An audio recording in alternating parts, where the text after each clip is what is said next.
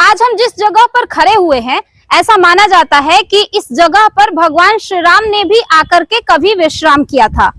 कि ऐसा किंवदंती है कि जब तारकासुर का वध करके भगवान श्री राम जनकपुर जा रहे थे, तारकासुर का वध किए, तत्पश्चात अहिल्या का उद्धार किए। उसके बाद जब वो इसी रास्ते जनकपुर जा रहे थे तो एक गढ़ दिखा था, वहां पे एक मंदिर दिखा था। वो यही मंदिर है जहां पर आज हम रुके हुए हैं। गढ़ देवी माँ का ये मंदिर यहाँ पे दिखा और वो यहीं पे विश्राम के लिए रुके थे। तत्पश्चात यहाँ के लोग जो है उनके जाने के बाद इस स्थान को, इस गांव को, जो भी यहाँ से जुड़ा हुआ है, सब लोग इस जगह को हरिपुर की राह का नाम दे दिए थे। तत्पश्चात अपभ्रंश होते होते इसका नाम अब जाके वर्तमान में हरपुर कराह हो गया है। हरपुर कराह भी दो पंचायतों में बट गया है, एक हरपुर और दूसरा कराह। तो हरपुर में ये मंदिर आता है।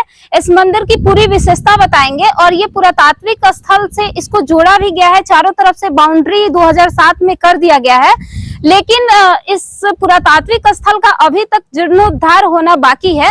अब देखने वाली ये बात है कि आखिर वो कौन से कलयुग के राम हैं जो वो यहाँ आते हैं और इसका जीर्णोद्धार कर पाते हैं। बाकी खबरें बताएंगे पूरा विस्तार से, आप बने रहिए हमारे साथ। एक यहाँ ये है कि लोग कहते हैं कि तारकासुर के वध के बाद जब अहिल्या उद्धार किए भगवान राम, तो जब वो जा रहे थे तो इस स्थल पर रुके थे, इसलिए हमारे गांव का नाम जो है हरपुर कराह पड़ा, हरिपुर के राह। बाद में अब उसको हरपुर और कराह भी अलग अलग पंचायत हो गया। आज इस जगह को दिखाने का उद्देश्य यह है कि इस स्थान पर भगवान के आने से इस जगह का उद्धार तो हो गया, लेकिन यह जो पुरातात्विक स्थल है इसका जीर्णोद्धार होना अभी बाकी है। आपको बता दें कि सारण के रहने वाले जनार्दन सिंह सिग्रीवाल, जो फिलहाल यहाँ के स्थानीय सांसद है, वो आज से कुछ साल पहले 2007 में कला संस्कृति मंत्री थे।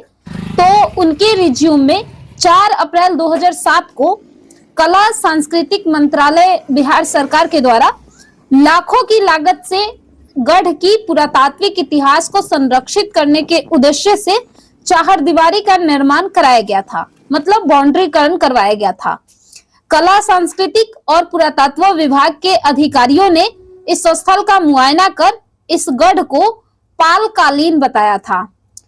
बाउंड्रीकरण के बाद कला सांस्कृतिक मंत्रालय ने इसके सौंदर्यीकरण के लिए रूपरेखा तैयार की थी, जो अभी तक सरकार के ठंडे बस्ते में पड़ी है।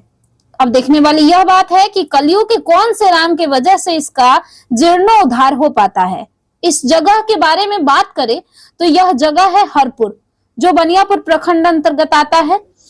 ऐसा इस गांव के लोगों ने बताया है कि इस जगह पर जब भगवान आए थे तभी से इसका नाम हरि के राह के नाम से जाना जाने लगा, लेकिन धीरे धीरे लोग हरि की राह से हरपुर कराह बोलने लगे और अब यह हरपुर कराह 2 अलग अलग पंचायत हो गया है। हरपुर अलग और कराह अलग। और यह जो मंदिर है जो अभी दिख रहा है ये हरपुर में है।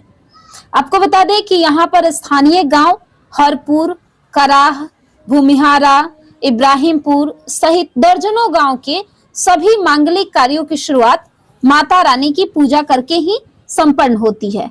इसके अलावा सैकड़ों गांव के आस्था का केंद्र बना हुआ है।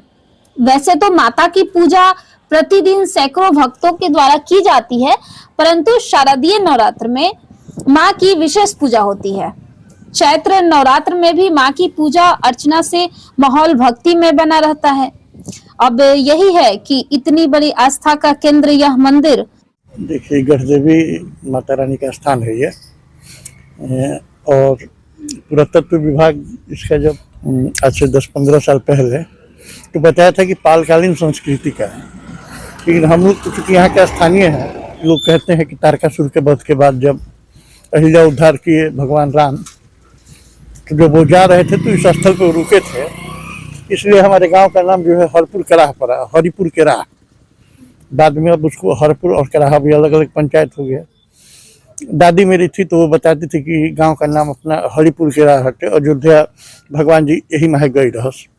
तो उस तरह का मान्यता है। अभी भी शादी विवाह करके जो लोग आते हैं वो बारात जाने के पहले और बारात से आने के बाद जो इस स्थल का पूजा करते हैं और उसके बाद ही अपने जीवन की शुरुआत करते हैं। ऐसा लोगों का मानना है कि राम जी जब जा रहे थे शादी करने तो यहाँ पूजा किए थे, तो वो परंपरा आज भी जो है यहाँ कायम है।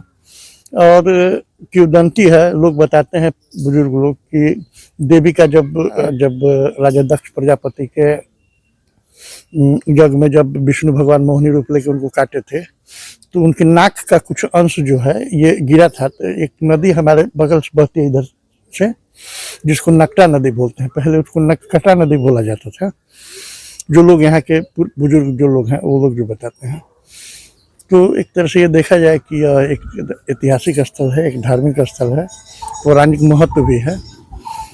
सरकार के द्वारा एक बार प्रयास किया गया तो बाउंड्री बनाया गया है। सरकार के द्वारा ये भी कहा गया कि इसके विस्तृत जो है इसका विकास किया जाएगा, लेकिन अब तक यह मामला ठंडा बस्ते में है। लगता है कि सरकार का अगर ध्यान जाएगा, पर्यटन विभाग अगर देखेगा तो इस स्थल को पर्यटन स्थल से भी जोड़ने की कवायद जो है ये होगी। अब यही है कि इतनी बड़ी आस्था का बना यह केंद्र आज तक अपने जीर्णोद्धार के लिए बांट जोह रहा है, तारनहार का इंतजार कर रहा है। लेकिन अब देखने वाली ये बात है कि इस कलयुग के कौन से राम यहाँ आते हैं और इस पुरातात्विक स्थल का जीर्णोद्धार करवा पाते हैं।